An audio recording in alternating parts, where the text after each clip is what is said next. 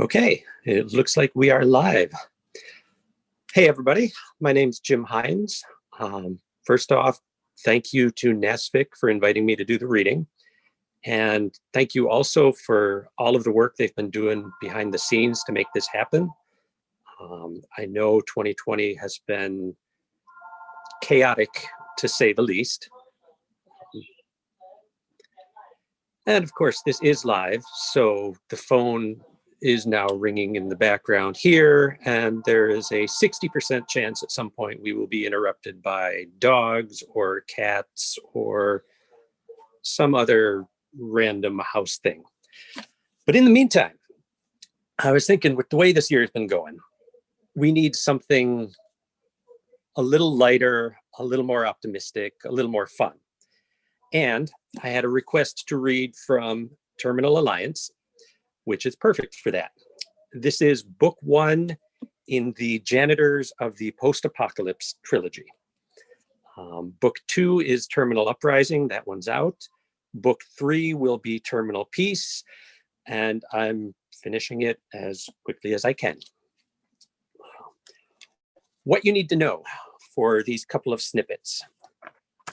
For the first one, you've got some aliens, they're called the Krakow. And they're more sea creature, vaguely squid-like creatures, and they adopt names from human musical titles because we can't pronounce all of the clicks and whistles and color changes. And this is the scene of the first contact. To human eyes watching from shore, the alien craft would have resembled nothing so much as an amalgamation of large bubbles bobbing in the waves. Not the iridescent soap bubbles human children once produced with flimsy plastic wands, but the dirty yellow bubbles those same children would inflate from mucus-clogged nostrils. Due to the limitations of early Krakow translation software, the first words broadcast to humanity by another sentient species in Earth year 2153, and at a volume of 104 decibels, were, "We come in harmony to defenestrate your dingo." At another time in human history, such a message might have triggered panic and bewilderment. On this sunny evening, however, Old MacDonald's verbal flub went unnoticed. Rocks crunched beneath the pod's wheels as it climbed the crumbling road. MacDonald's scanners tracked heat and movement in all directions, projecting their findings onto the interior shell of her command module. "This reminds me of the ruins of Black Ice Trench back home," said her partner, Alouetta. "I see one," MacDonald announced, "lurking in that structure ahead. According to the translator, that orange and white sign proclaims it the home of the king of burgers. The human could be one of their leaders." The human in question was filthy, but that was no surprise. Living on the surface, exposed to all that dirt and solar radiation, it was a wonder the species had survived at all. "I thought humans wore clothing," said Alouetta. "Preliminary briefings always get things wrong," MacDonald said absently, her 3 long, boneless tentacles working to pull up additional readings. The human's temperature was lower than expected, though still hotter than any Krakow. "It appears to have a vestigial tentacle between its legs." "Interesting. Do you think it's prehensile?" MacDonald took her pod in for a closer look. The human limped from the broken doorway into the fading sunlight. A mass of tangled black fronds, hair, hung from its scalp, partially obscuring the facial features.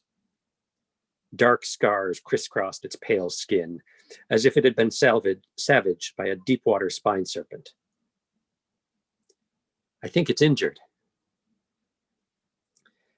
Alouetta played MacDonald's recorded greeting message again, adding, "We can heal your clarinets." More humans emerged from other shelters and trudged toward the two pods. I think we have a problem. Alarm sharpened Alouetta's words. The humans balled their upper extremities and slammed them against the Krakow pods. MacDonald curled the tip of one tentacle around a small control rod and pulled. As the weapons came online, the interior brightened, turning the vivid green of an abyss serpent's threat display. Command, we're surrounded by a school of hostile humans. I see no way to extract ourselves from the situation without harming them. The response from the Krakow ship in orbit was short and sharp. We're monitoring your situation. Fight well. MacDonald froze. Command, say again. We're receiving similar reports from other teams. Take whatever actions are necessary to escape. These humans are far more dangerous than we were led to believe. Good luck. From the first contact logs of Krakow explorers Old MacDonald and Alouetta, collected posthumously. So that was first contact. That did not go well. Yeah, bad timing for the Krakow coming after, well, we never used the Z word in these books, but coming after that apocalypse. About 100 years later, which is where the story actually takes place, the Krakow have cured, sort of, humanity's problems. The thing about The Walking Dead is they're very difficult to kill. And the Krakow looked at this, and after they got over their initial reaction, they said, these guys would make badass soldiers, if we could get them functional and thinking. So humanity a century later is more or less human, mostly. And we're going to jump into a scene on the ship, the Pufferfish, with our protagonist, Mops, who is in charge of the shipboard hygiene and sanitation team. They've just had a confrontation with some pirates, and Mops and her team are busy doing the exciting work of cleaning up damaged waste pipe messes. They were an hour and a half into the job when a green all crew alert starburst flashed on Mops's monocle. This is Commander Danube. I'm ordering level 1 biohazard precautions, effective immediately. Non-essential personnel should remain in their quarters. Anyone who has been in direct contact with infantry units 3 and 5 will report to medical for quarantine. Mops's team stopped working. Monroe lowered the vacuum rod he'd been using. Units 3 and 5 were the teams assigned to clear the Nurserin freighter. Mops turned automatically to Kumar, whose eyes were wide behind the transparent shell of his hood. Relax, you're fine, Mops said to forestall his inevitable panic. Considering human beings were immune to most disease, technician Sanjeev Kumar's paranoia about germs made as much sense as a hydrophobic Krakow, though it did mean he was the most thorough and efficient cleaner on the team. We've been sealed in our suits since we started working. Why didn't Captain Brandenburg make the announcement? Asked Kumar. Maybe she isn't fully awake from the A-ring jump yet. Focus on the job, technician. Mops pointed to the open wall sections and the array of pipes and conduit running through the skeletal metal support beams. I want this mess cleaned up double time. If we have a biohazard on the ship, we'll have more work coming our way soon. She watched Kumar until he nodded and got back to work. He'd been on the SHS team for 6 years, and unlike Wolf, he'd never wanted anything else. He had the build of a soldier, all broad and muscular. His brown hair was eternally unkempt, sticking out in all directions, like the short tangles were trying to escape from his scalp. Mops stepped back to assess their progress. They'd finished the bulk of the job. 2 sealed, waist-high canisters of recovered, mostly human waste attested to that. Temporary clamps locked the broken pipes, and Kumar had rigged a half-pressure bypass line to keep things from getting further backed up. Wolf had soaked the interior of the walls with a chemical bath that would break down any remaining organic matter, and Monroe was making good progress vacuuming up the resultant sludge. Next up was hitting every nook and crevice with the microwave sterilizer. Even at their best speed, they were looking at another hour, minimum. "Doc, how bad is it?" she whispered. Doc is her personal AI unit. "I'm locked out of command level discussions, but medical has admitted 31 people for examination and quarantine. 3 lifts and 1.8 kilometers of internal corridors are sealed off, awaiting medical sterilization." 31. That's almost a sixth of the crew. I'm a computer. I'm aware of the math. Don't get smart with me, you glorified contact lens. Any word on what kind of contagion we're looking at? Nothing official. It started after the first team returned from the freighter, so there's a good chance it was contracted there. From the speed it's been spreading, I suspect it's airborne. Any chance it could penetrate a sealed suit? Doubtful. Then how did our troops get infected? They'd have been suited up and would have gone through decon when they got back to the pufferfish. Human error is most likely to blame. Statistically, you humans fail far more frequently than your equipment. Bite me. She wanted to argue the point, but Doc would no doubt have plenty of data to back his claim. Data he'd be only too happy to highlight on Mops's monocle. Keep an eye on the team's suit integrity. If a single seam even thinks about springing a leak, I want to know. Hey! Wolf's shout made the rest of the team jump.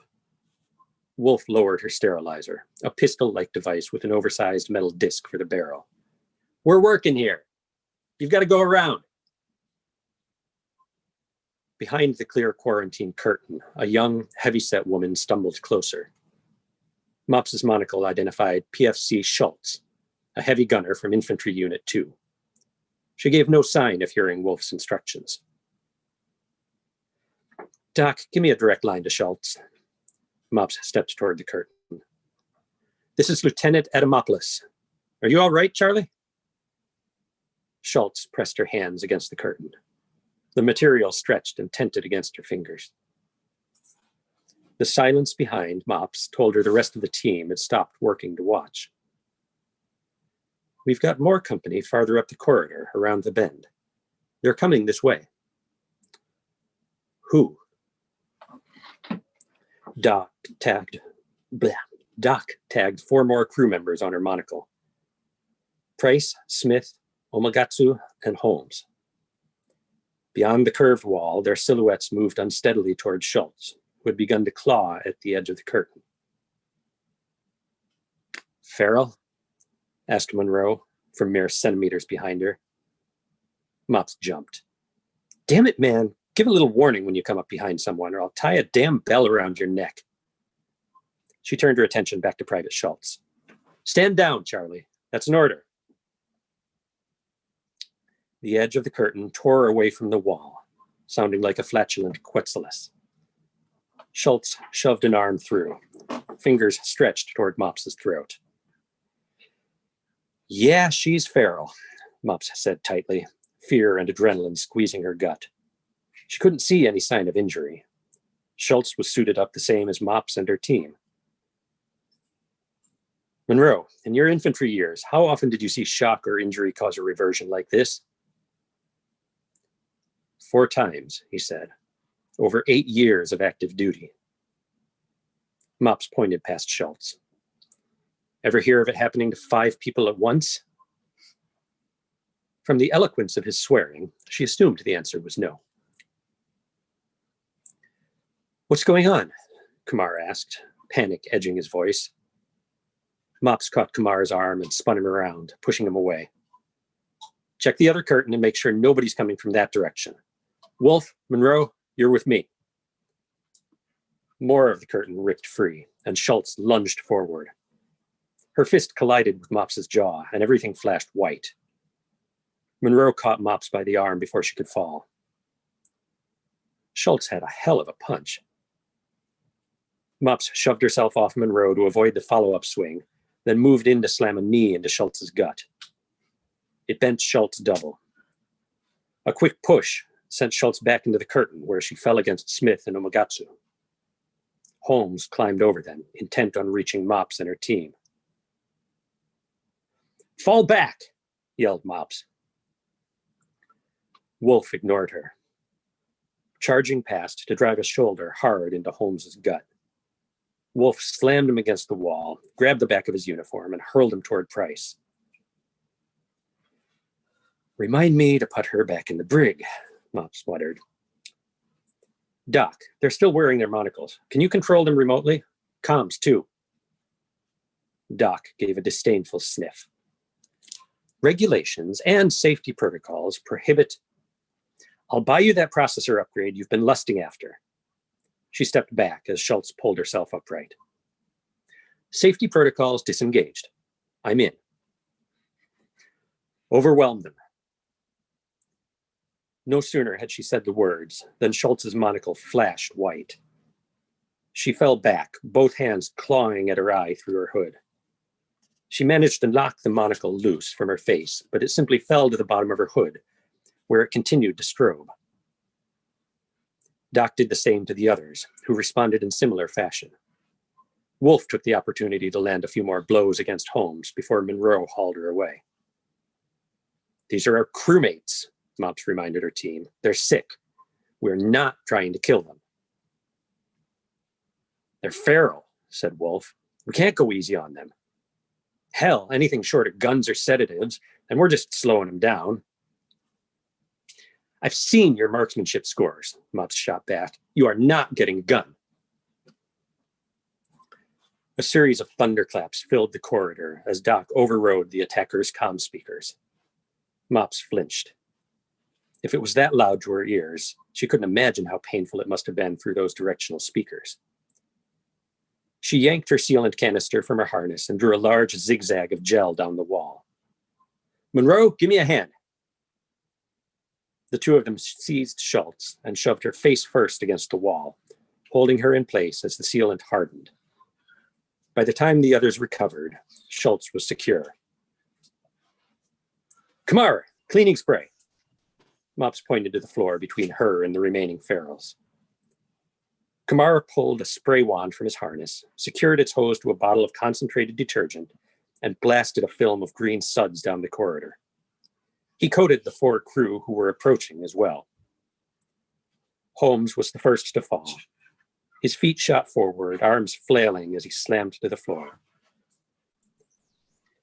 We have 1 minute remaining. Okay, and we're going to leave it at that because we're just about out of time. But that's enough to give you a taste of the book. That last scene, basically the result is Mops and her team are now in control of the crew because they're the only ones who escaped the contagion. So you've got a team of janitors running around, flying this ship, trying to figure out what happened, trying to save their crew, trying to stop a conspiracy, fighting bad guy aliens, all of the fun stuff that's usually handled by the bridge crew. And I want it known, I wrote this book long before Star Trek did their Lower Decks series. So they owe me. Thank you all for hanging out here and listening. I will be going over to the Discord readings chat room, answer any questions or just shoot the breeze for a few minutes. I believe it's the readings even room, but I'm not 100% sure.